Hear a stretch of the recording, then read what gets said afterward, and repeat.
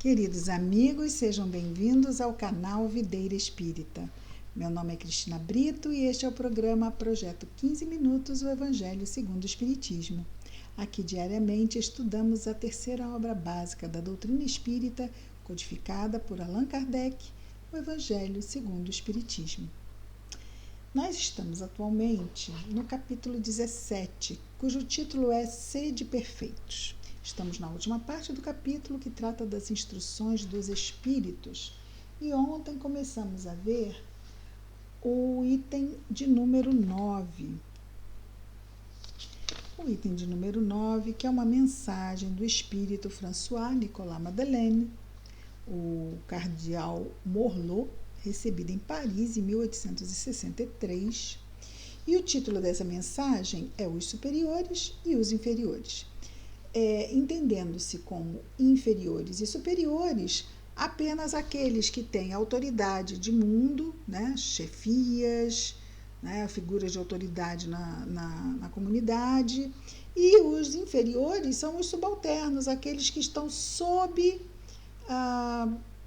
as injunções, né, sob os contextos dessa chefia ou dessa autoridade governamental, ou seja, que tipo de autoridade for. Então, em todas as situações, nós vamos ter isso, nas lojas, nas empresas, nas escolas, nós teremos sempre os inferiores e os superiores no sentido de hierarquia, né, administrativa.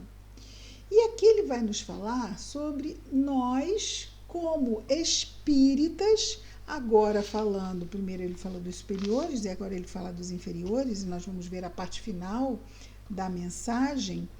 Ele fala para os espíritas nesse exercício quando estamos nessa condição de inferiores ou de subalternos.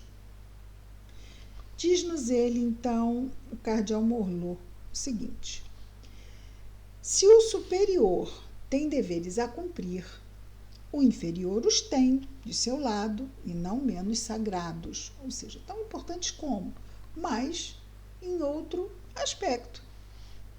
Se este último, que é aquele que está subordinado, é espírita, então, nossa fé espírita, pelo entendimento de tantas e tantas coisas, nos dá uma condição muito mais favorável de enfrentarmos certas provas no mundo, nós sabemos disso. Se este último é espírita, sua consciência lhe dirá melhor ainda que deles não está dispensado. De quê? Desses deveres sagrados a cumprir. Mesmo quando seu chefe não cumprisse os seus, porque sabe que não se deve retribuir o mal com o mal e que as faltas de uns não autorizam as faltas dos outros. Sim, porque a chefia também tem deveres a cumprir. De fazer o seu trabalho como autoridade ser um trabalho que frutifique harmonizando e não tiranizando. Já aqueles que estão subordinados também precisam fazer a sua parte o melhor possível. E ele diz aqui que se não é a chefia boa como deveria, isso não justifica que os subalternos devam igualmente também não agir de acordo. Isso é um problema daquela pessoa que não quer agir no bem, mas a nós nos é dado também o poder de escolha. Vamos repetir o que o outro está fazendo e não está fazendo bem, e nós sabemos disso? Ou vamos fazer a nossa parte no bem, que é o que nos cabe? Se sofre em sua posição, diz a si mesmo que, sem dúvida, a mereceu, porque talvez ele mesmo abusou no passado de sua autoridade e deve sentir, por sua vez, os inconvenientes daquilo que fez os outros sofrerem. Se está forçado a suportar meu subalterno, se está forçado a suportar essa posição na falta de achar uma melhor, ou seja, ele bem que procura, né? Quantas vezes a gente procura, muitas vezes, não está sob determinadas injunções que não nos agradam. Mas às vezes a vida diz, não, é aí mesmo que você tem que ficar. Por quê? Porque a gente não consegue sair daquela situação. Se está forçado a suportar essa posição na falta de achar uma melhor, o Espiritismo lhe ensina a ela se resignar como sendo uma prova para a sua humildade, necessária ao seu adiantamento. Sua crença o guia em sua conduta. Qual crença? Espírita. Age como quereria que seus subordinados agissem para com ele se fosse chefe. Ah, poxa, era assim que eu agiria?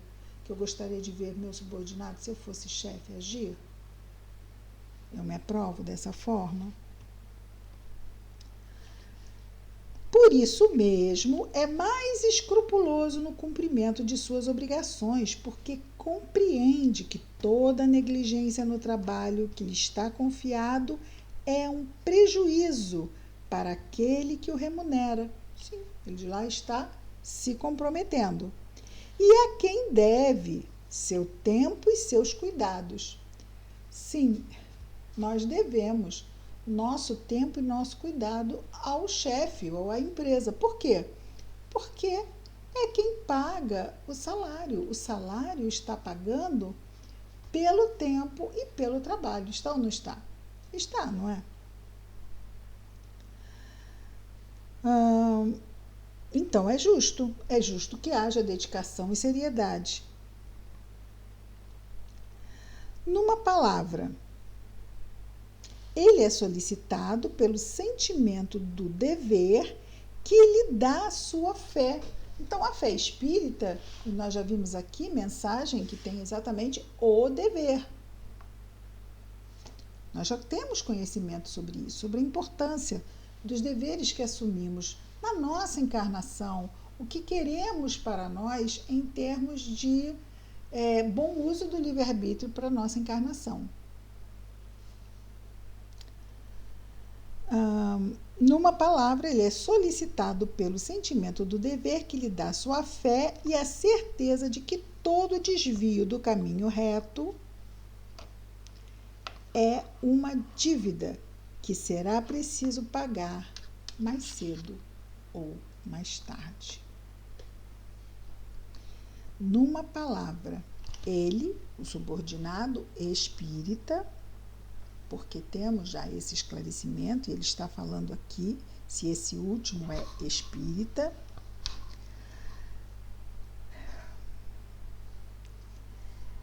ele é solicitado pelo sentimento do dever que lhe dá sua fé e a certeza de que todo desvio do caminho reto é uma dívida que será preciso pagar cedo ou tarde. Então, se o chefe ou a figura de autoridade quer se comprometer no uso da sua autoridade, problema no seu uso de livre-arbítrio. Mas nós não precisamos. Por quê? Porque a nossa fé nos informa que, se houver prejuízo, terá que ser ressarcido, mais cedo ou mais tarde, de uma forma ou de outra, ou seja, pelo amor ou pela dor. E agora ele está quietinho, deitado, porque não o incomodamos e ele deixa que trabalhemos. Veja que gato caridoso. E agora vamos à mensagem de um espírito protetor. Essa é uma mensagem grande, que provavelmente também não vamos chegar ao final. Essa mensagem tem o título de O Homem no Mundo. E nos diz: o espírito protetor foi recebido em Bordeaux em 1863. O Homem no Mundo, item 10. Um sentimento de piedade deve sempre animar o coração daqueles que se reúnem sob os olhos do Senhor e imploram a assistência dos bons espíritos. Muito bem. Então, nós estamos buscando os bons espíritos, nós estamos buscando Jesus, nós buscamos o alto, para que venha em nosso auxílio. o que ele diz, implora a assistência dos bons espíritos. Um sentimento de piedade. Então, ele fala aqui desse nosso momento, ou de invocarmos a presença desses espíritos para nos auxiliar no momento difícil, que é um tipo de prece também, não é?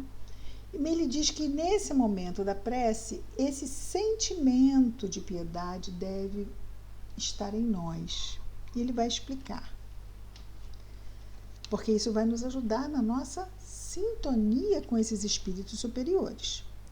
Ele diz: purificai, pois, os vossos corações. Não deixeis neles demorar nenhum pensamento mundano ou fútil. Olha que interessante, ele não diz para que não tenhamos pensamentos mundanos ou fúteis. Ele diz para que esses pensamentos não se demorem em nós. Ele agora vai ter que sair. Está exatamente na frente da câmera. Todo ele. Não é que não pensemos, porque nós somos espíritos ainda imperfeitos no mundo de provas e expiações, é claro que vamos ter pensamentos mundanos e fúteis. Mas ele não diz para que não pensemos. O que ele diz é para que não deixemos que eles se demorem em nós. Então, não podemos impedir ainda, não, espíritos imperfeitos ainda que somos, que o passarinho pouse na nossa cabeça, o passarinho do mau pensamento, o passarinho da pensamento que não constrói. Não podemos impedir, mas podemos impedir esse passarinho de fazer um ninho, podemos impedir que essa ideia se enraize em nós, se acomode em nós, esse sentimento se acomode em nós. Então vamos ter atenção. Não deixeis nos corações demorar nenhum pensamento mundano ou fútil. Elevai vosso espírito até aqueles a quem chamais, a fim de que, encontrando em vós as disposições necessárias, e daí ele já nos conclama a esse sentimento de piedade, não é? Que nos favorece essa sintonia, encontrando em vós as disposições necessárias, possam lançar profusamente, né, de uma forma eficaz, possam lançar profusamente a semente que deve germinar em vossos corações e nele dar frutos de caridade e de justiça. Então, se estamos buscando ajuda, essa semente é a ajuda que eles nos trazem. Mas é preciso que tenhamos condições para receber essa ajuda. E essas condições, quem vai dar somos nós, não eles. Eles trazem ajuda, mas condições para receber ajuda somos nós que vamos oferecer. E ele continua dizendo: não creais, todavia, que em vos exortando sem cessar a prece e a evocação mental, que é o que ele fez, né, no primeiro parágrafo, nós vos exortamos a viver uma vida mística, que vos mantenha fora das leis da sociedade em que estáis condenados a viver. Não, não é isso. Vivei com os homens de vossa época, como devem viver todos os homens, como devem viver os homens, né? Os seres humanos, nós. Sacrificai as necessidades, mesmo as frivolidades do dia, mas sacrificai-as com um sentimento de pureza que as possa santificar. Ou seja, a gente não vai inventar a roda, a gente não vai dar o que não tem. Vamos procurar dar o nosso melhor, direcionando-nos, fazendo esse esforço na medida em que não deixamos, não é, as coisas ruins ficarem ocupando a nossa mente.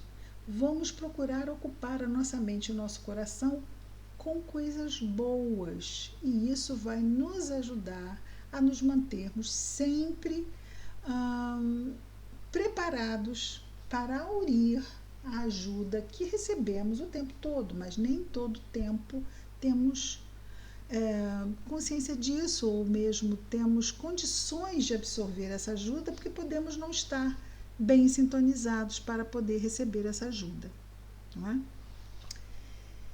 Vamos então continuar amanhã, pois, como dissemos, é uma mensagem grande. Então é isso, queridos amigos. Que Jesus nos abençoe a todos. Amanhã estaremos de volta com mais um programa, Projeto 15 Minutos, o Evangelho segundo o Espiritismo. Muita paz a todos.